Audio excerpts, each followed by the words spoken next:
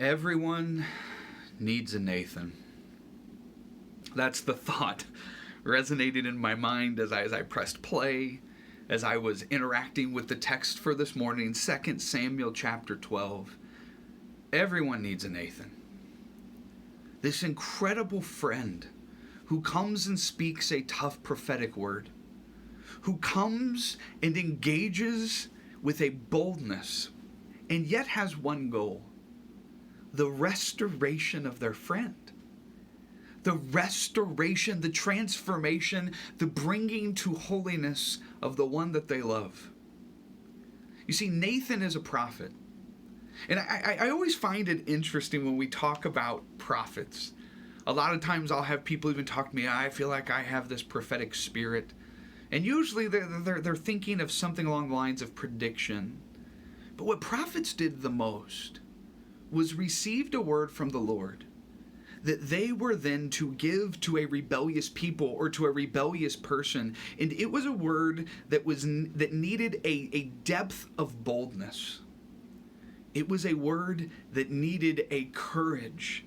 Because a lot of the time, the prophetic word, number one, was saturated in conflict. And number two, was typically unheeded, was typically discarded or ignored.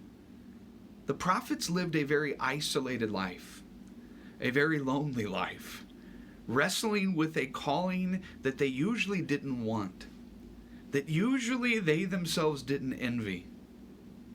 But in 2 Samuel chapter 12, we see this beautiful combination of a prophet doing what he is called to do and someone receiving his word with thanksgiving.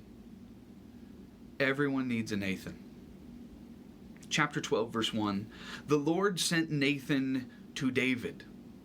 See, right there, a prophet has to be so committed to the Lord that even if they are sent to the most influential person in the entire people that they are serving, King David, the man after God's own heart. If you're thinking holiness, David is at the top. If you're thinking pedigree, he is the king of all of Israel. There is no one that is higher than David.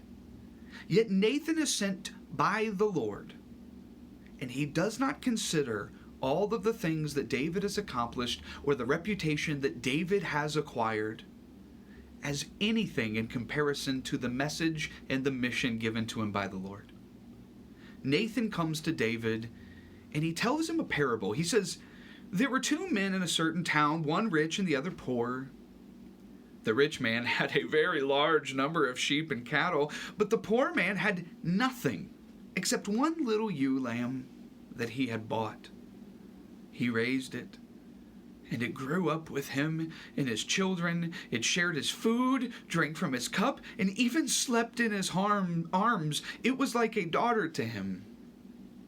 Now a traveler came to the rich man, but the rich man refrained from taking one of his own sheep or cattle to prepare a meal for the traveler who had come to him. Instead, the rich man took the ewe lamb that belonged to the poor man and prepared it for the one who had come to him. Verse 5, David burned with anger against the man and said to Nathan, as surely as the Lord lives, the man who did this must die. He must pay for that lamb 4 times over because he did such a thing and had no pity.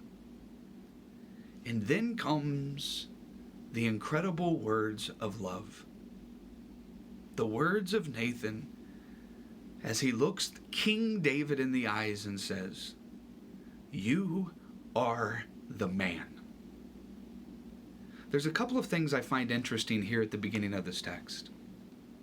First of all, I find it fascinating that Nathan doesn't just come straight to David and say, what you did with Bathsheba and what you did with Uriah was evil. Instead, Nathan took a more tender route. And I think there's a couple of reasons for this. Number one, whenever we have gone through and done such egregious things, typically it is laced with justifications. When we are caught in sin that is hurting us and other people, we justify it to the point where it becomes normal. And if people confront us on it directly, a lot of the times we simply don't hear it because all we can hear is the justifications for our actions. David did not have ears to hear, and Nathan knew it. But Nathan's goal isn't also to simply prove David wrong. It's to awaken in him his true identity. He has lost himself.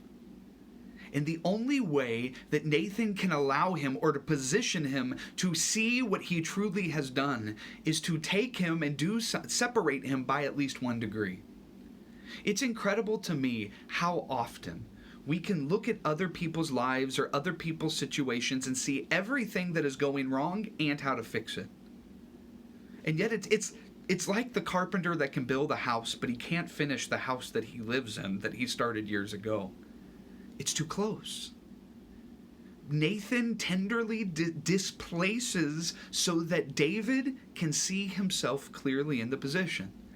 I think Nathan did it, number 1, because it's native to human nature to not see where we are wrong. But number 2, I think David at this point was so blinded by his own pride and blinded by his justifications that a direct confrontation simply wouldn't work.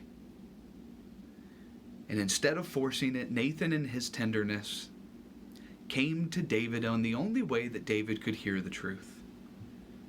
Verse 13, then David said to Nathan, I have sinned against the Lord. But notice the tender phrase that comes right after this from Nathan. The Lord has taken away your sin. You see, Nathan's goal was not to be right. Nathan's goal was to restore a man of God that was not acting like a man of God. Confrontation for the sake of confrontation is never holy. But confrontation for the sake of bringing someone to the point of sight instead of blindness, of bringing someone from rebellion into holiness, is one of the greatest gifts that we can not only give, but receive. It's why I'm overwhelmed by the 7 days that follow of David fasting, of David sitting in sackcloth and ashes. And in verse 20, after the result of his child dying, verse 20, it says, David got up from the ground, and after he had washed, put on lotions, and changed his clothes, he went into the house of the Lord and worshipped. Restoration. Not just of a person, not just of a situation, but of a relationship with God. We all need a Nathan in our lives. So here's my challenge for you this week. Number 1, pray that God sends you a Nathan at the time when you need it most. When you're walking off of a cliff, or you've already pushed someone else off of a cliff, and your relationship with the Lord is broken, ask the Lord this week to send you a Nathan if what you need is to be tenderly and lovingly confronted with your wrongdoing. The second challenge for you, though, is this. If you have a Nathan in your life, or you can think of someone that has played that sacred role for you, this week I want you to give thanks for them. Not just in your prayers, but write them a note, send them a text, bring them to the side and just simply say thank you.